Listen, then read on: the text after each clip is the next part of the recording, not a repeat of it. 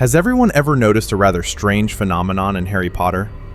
House elves are clearly terrifyingly strong, so why do they have to work for wizards?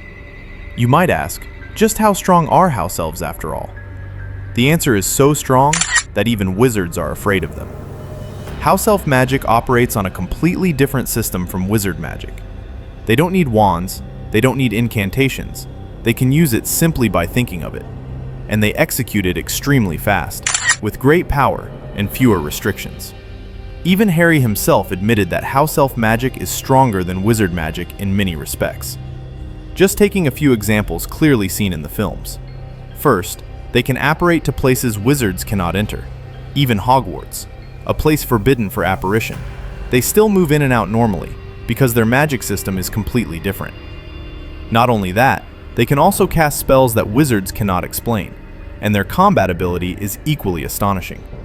Don't forget that in the Battle of Hogwarts, house elves rushed into the battlefield, existing at a level where they could single-handedly take on 10 Death Eaters. And these abilities, not only can wizards not learn them, but they can't even understand them. There are even speculations that, a long time ago, wizards felt fear towards the house elves' magical abilities more than admiration, because they were too powerful and too hard to control, almost a huge potential threat for the future. That also means house elves were not born as slaves, but were more like a once mighty race, capable of causing conflict.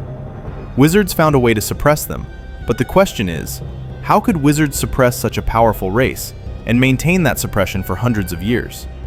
And this is the core of the next 3 theories revolving around how exactly wizards managed to control house elves.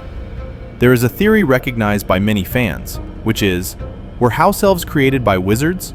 A creature made with magic, born only to serve wizards. It sounds reasonable at first glance, but the likelihood of J.K. Rowling writing it this way is actually very low, for 2 reasons. First, house elf is an extremely common race appearing in most fantasy works. If Rowling wanted to create a creature invented by wizards just to do chores, it's highly likely she would have invented an entirely new species, rather than using a familiar race like house elves as a template. Second, if house elves were really created by wizards themselves, their personalities shouldn't be so out of control. For instance, why are there house elves who yearn for freedom like Dobby, and also house elves who are miserable, gloomy, and even difficult to communicate with like Creature?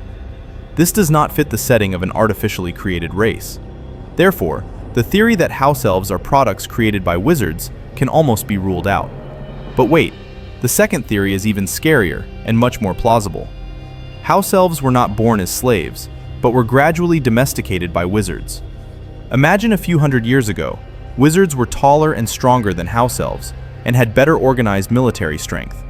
In an era where the magical world was full of dangers, with monsters rampant everywhere, house elves might have chosen to depend on wizards for survival. Initially, it was just a mutually beneficial partnership. Wizards provided shelter, house elves helped with small chores like making beds, cooking, and preparing clothes, and both sides might have considered it a fair exchange.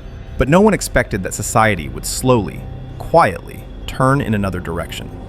House elves, who were more obedient, more subservient, and did their work more efficiently, would be treated better, while house elves with independent personalities who refused to obey would either be driven away to face danger on their own, or, due to lack of protection and resources, found it very hard to survive, and also hard to find a mate.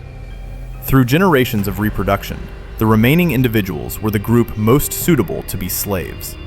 From a racial perspective, this is a form of artificial selection, a manipulated screening process of evolution. There is even an extremely dark speculation.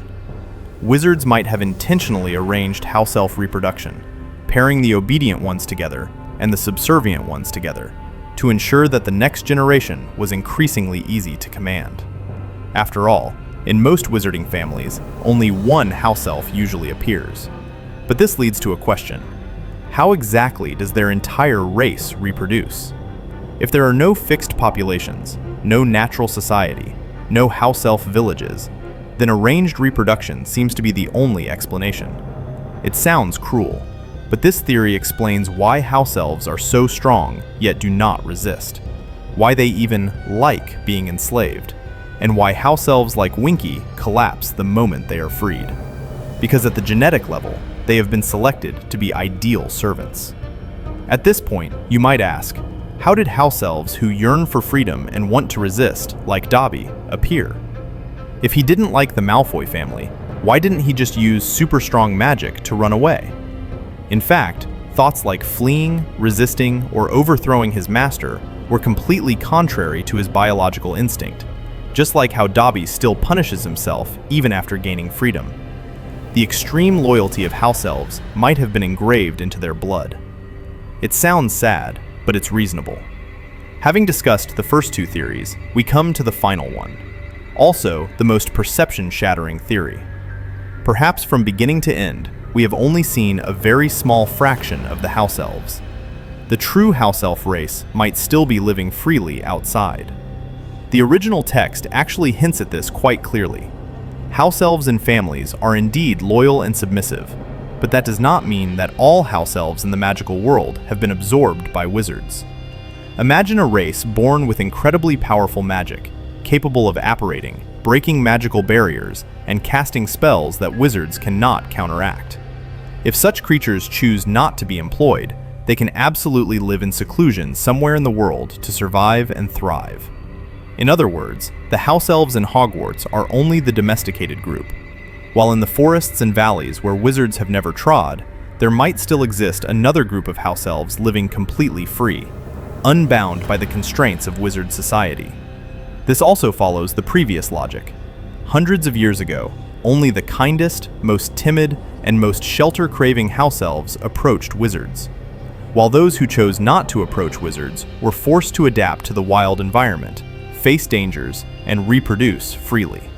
Their process of natural selection is completely different from that of family house elves, and so one race was split into two evolutionary paths.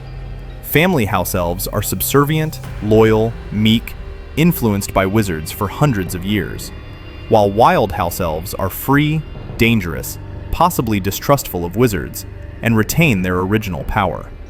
The wizarding world knows a lot about family house elves, but barely mentions wild house elves, and this also explains why house elves are powerful yet lack the will to resist, because what we see is only the selected group.